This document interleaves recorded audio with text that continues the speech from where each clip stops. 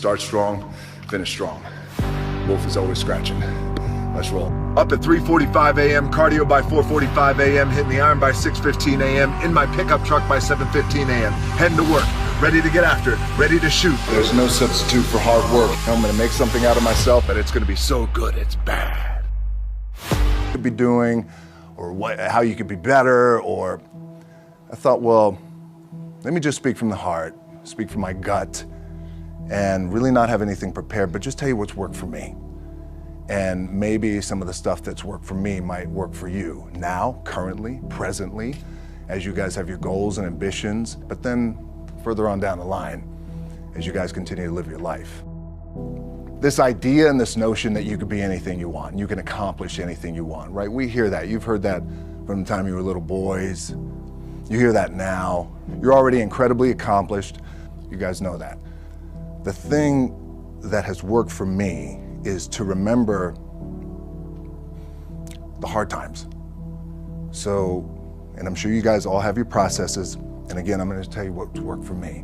So before a big movie comes out, before, back in the days when I was wrestling with WWE, a WrestleMania match, anything big that would happen, I would always take a moment and I'd just remind myself, all right, I was evicted when I was 14. We were kicked off the island. We couldn't live in Hawaii. Had no place to live.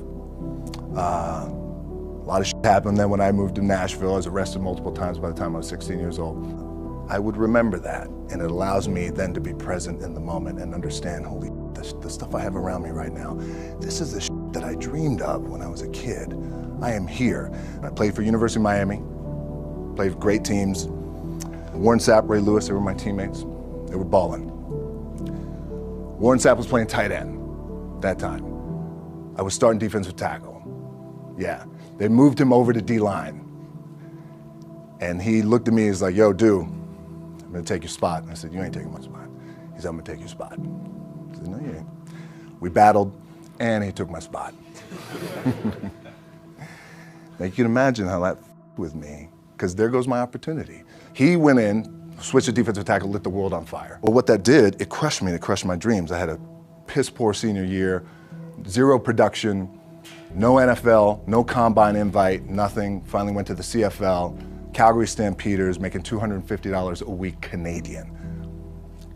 Now I had to send that home to my wife at that time. Had no money.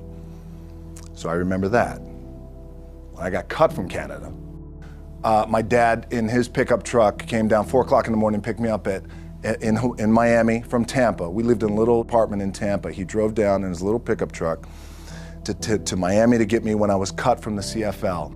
And I thought, well, I leave home like you guys left home. I'm ready to tackle the world, to get after it, achieve my dreams and goals. Crushed by 22, 23 years old. Now I got to move back in with my mom and dad.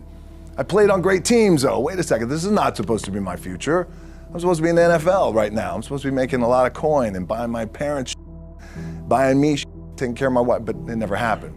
So I pulled out my wallet. I thought, well, let me see how much money I have. I opened it up. I had a 5, a 1, and change. Well, at least I rounded up to $7.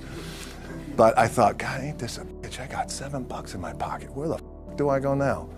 What do I do? I can't go back to CFL. The point comes where you hear that voice, the big run's over. Like, you're done, right? So I heard that voice. So as Coach was saying, man, I hold on to that. I'm telling you, my back is up against this mother. We laugh, we joke, we have a good time, but my back is still up against this mother. I do not forget it. What this also helps me do, and again, it works for me, is at some point, you gotta be tired of not being number one. You have to be, and you gotta play angry, and I play angry. Now, I'm cool and calm with my approach, and when I step out on my field, which is a set, or, you know, like, there's some, and you're always gonna have haters, and haters are like, well, God damn, man, how many movies are you gonna make, or how much shit are you gonna do? Like, you do a lot of shit. I say, yes, it's my ambition.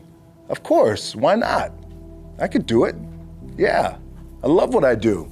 And not only that, but in what world do we not work every day?